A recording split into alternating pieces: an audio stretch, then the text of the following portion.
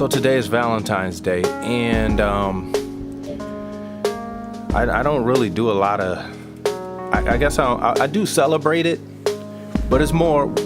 How can I say? When you get married, for those of you who are married, Valentine's Day is no different than every other day. Now, it sounds bad when I say it that way, but really, it's the truth, especially for men. Now, I don't want to turn this into a gender thing, but men have a responsibility to love their wives. Now, depending on your wife's love language, that can mean a lot of things. She may like gifts, words of affirmation. There's something called the 5 love languages. If you look them up, you'll see it. Actually, you know what? Let me look them up quickly here, and I could tell you what they are,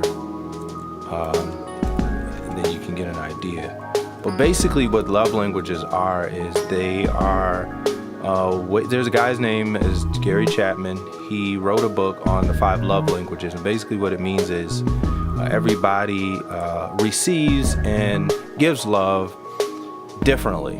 And if you don't know the person's love language, you may be doing things that you think exhibit love, and to them it doesn't really reach them because it isn't their language. And the 5 are physical touch, quality time, receiving gifts, acts of service, and words of affirmation. So you take this quiz online and you will figure out where you fall. Sometimes you may have a couple that are close to each other. For instance, mine is quality time and physical touch. Those are my highest ones. If you give me gifts and things like that, that doesn't really, I mean, I enjoy gifts, but that's not, I don't feel loved when you give me a gift. But I guess what I'm saying is my wife, hers is gifts. She loves gifts. That doesn't mean she's a gold digger or anything like that, but she just feels loved when she gets gifts. So Valentine's Day for me is another day, I guess, that's public where everybody else is doing it. But if you have a relationship, this is something that you consistently have to do all the time if you want a good marriage and a good relationship. And that doesn't mean buying her big rings, because I don't have the money and stuff for that, but it could just be small things. Like even right now, I'm making her a card, and it's gonna say things from my heart that I feel. I've done this before, and I think that's what a lot of people have issue with when it comes to things like this, like Valentine's Day, because if it's something that you don't do anyway, it can seem like it's something that you're forced to have to do, and it's not genuine. And some people may say, well, the 5 love languages aren't genuine because you are doing something for that person. Yes and no. It's kind of like this, if I can put it in an analogy. So your car, in order for it to run, it needs gas. So you put gas in it. You don't need gas. You don't drink gas. Gas is nasty and it could actually hurt you. So you don't drink it, but you put it in your car because you know that's what it needs to run. So it's the same way with the 5 love languages, or love in general. If you love the person you're with and you want them to know it, then you have to give them love in the way that they receive it, unless the relationship will fall apart. It's just a matter of time. Now, that's not the only thing. There's a lot of things that go with that.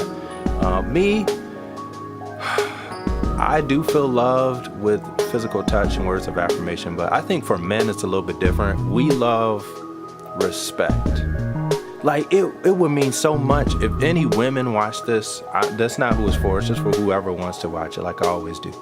But if you really, if you have a man, okay, if you're married, or even if you're not, if you just have a boyfriend, and you really want to make an impact, this is what you can do, and I guarantee you it will change things. But just try it once, and if it doesn't work, then I was wrong. But I can pretty much guarantee you it's gonna work, especially for those who are married. If you go to your husband and you say, listen, honey, I love you, you know, you can say that part, but I really, really, really respect you as a man. The things that you do, like, and it depends on what he does, you know, working around the house, fixing the cars, planning, you know, doing budgets, protecting the family, all those things that you may take for granted, that you really don't think about and you think, oh, that's just what he should do, tell him that you really appreciate him, and I guarantee you things will change.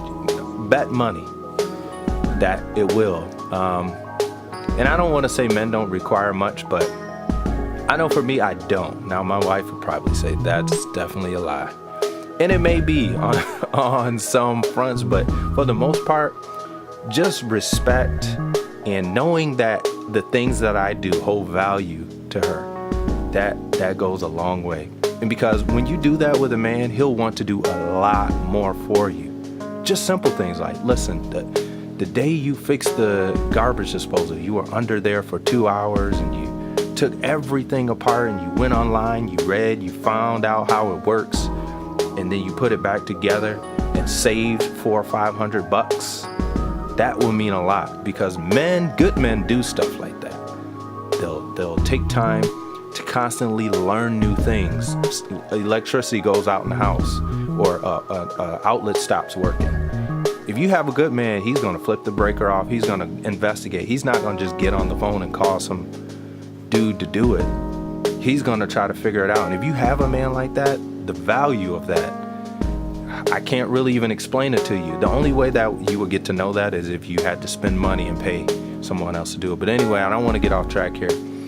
But Valentine's Day is a day that I enjoy because I do get to express love to my wife. But anyway, that's just something I wanted to say, just because I just like to say things sometimes. But anyway, hope everybody have a happy Valentine's Day. I'm out. Peace.